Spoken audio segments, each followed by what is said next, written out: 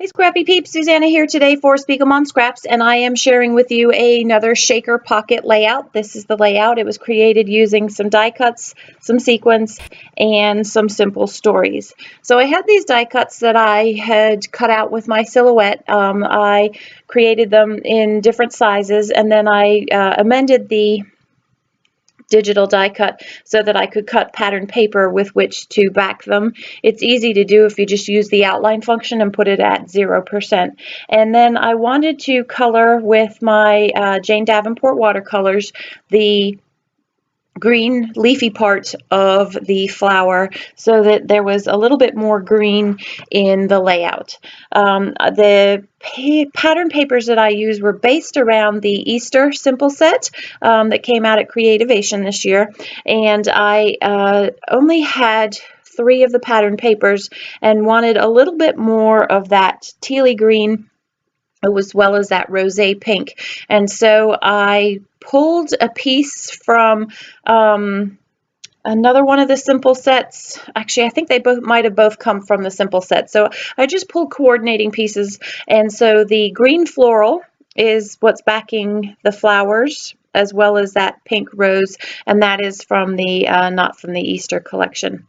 So basically what I did here was I just watered down some of the green Jane Davenport watercolors, and I'm just using my water brush to brush on color so that the leaves are green, and then they have the flower that is going to be the same green and that rose pink kind of color.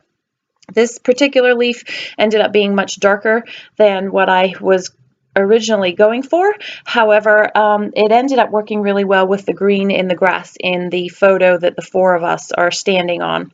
So what I did was I printed those other digital cut files. You can see kind of the wreath there, and then I cut them so that they sat kind of like a nest in that pink polka dot paper.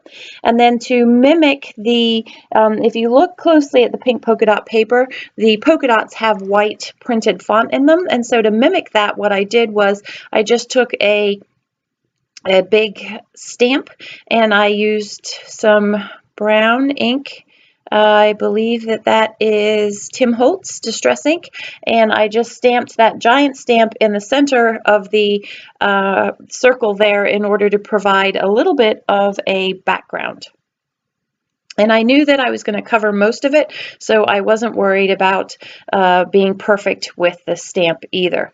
So this is another cut file, and I'm just going to overlay it, which creates a nice border to contain it's like what I said earlier, it's kind of a nest or a wreath. So I've created an Easter wreath with some flowers around it that is then going to nestle the pictures of this. So one of the pictures is the 4 of us, my family, on Easter last Easter, and then my husband and I in our Easter outfits. So I've let these dry, the watercolor, and now I'm just going to put the backing of those flowers together using my Prima glue pen. And I have 4 flowers, 2 are pink and 2 are the green, and they're just going to decorate the wreath and the layout. So there's lots of circles in this theme, and I am repeating the circles for it's kind of mimicking in many ways the eggs of Easter. So just lining those up, and I could have added extra color to it for a little added pop, but I really liked the subtleness of the flowers, especially with the green leaves against the really stark contrast of that dark brown of the wreath there, or nest. So now I want to arrange these in such a way that the pictures will not sit on top of each other, and because of the way that I have arranged the wreath and the flowers, there really isn't a lot of room, and I didn't want the pictures to sit on top of each other.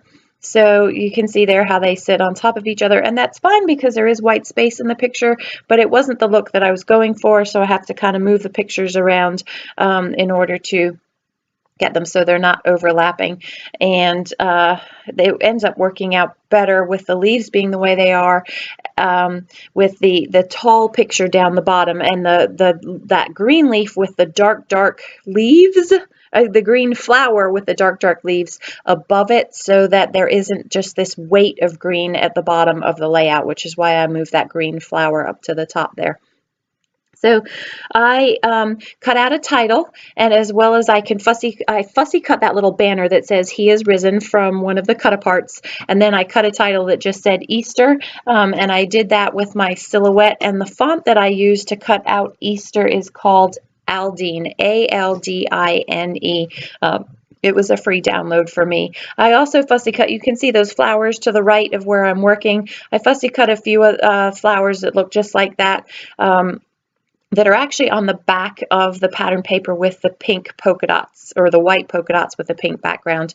That's where those flowers were, and I fussy cut from the center a few of those, again, just for a little bit more punctuation of color. And I love the way that the greens match the green of my husband's shirt.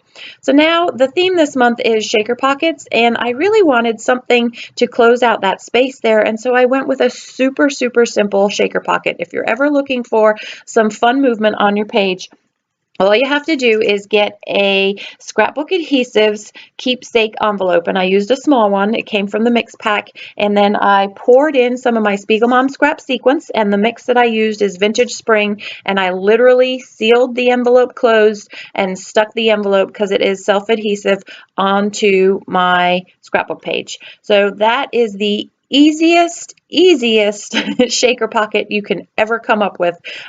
Dead simple, but so effective in having just a little bit of movement on your page and adding a fun literal shake of color there. So I highly recommend, if you're not into the fuse, if you're not into a sewing machine, investing in some of the Scrapbook Adhesives Keepsake pockets. So that, my friends, is pretty much the entire layout. One thing that I do end up doing off camera is I have a butterfly that I used on a previous SpiegelMom Scraps layout, and I will end up sticking the butterfly on top of on the corner of my shaker pocket there. And again, it's not necessary, but it just adds a little bit of movement. And I like the way that the see-throughness of this shaker pocket, you can see that stamped background there.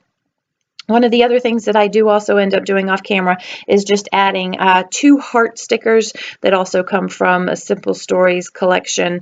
It's just a sticker book that I happen to have.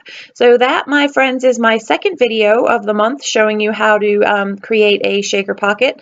Last week I used Pretty Little Studio and created a really cool layout with that, doing some sewing. So thanks for stopping in today. I hope you're inspired to play along and make some shaker pockets. If you make anything doing a suggestion that I did, please do share. We'd love to see what you come up with. Thanks for joining me today. Enjoy the close-ups. Take care, and hope to see you back here next week.